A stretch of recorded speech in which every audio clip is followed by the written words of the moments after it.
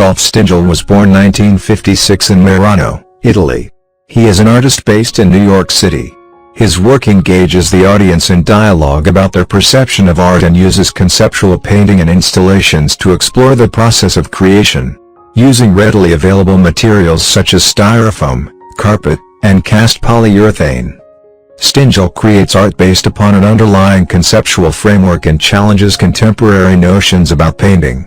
The surfaces of his two-dimensional works are characteristically carved out, imprinted or indented, visibly evidencing the artist's alteration of industrial matter. He lives in New York and Merano, Italy. Stingel has participated in the 1999 and 2003 Venice Biennales. His work was the subject of a mid-career retrospective called Rudolf Stingel and was organized by the Museum of Contemporary Art, Chicago.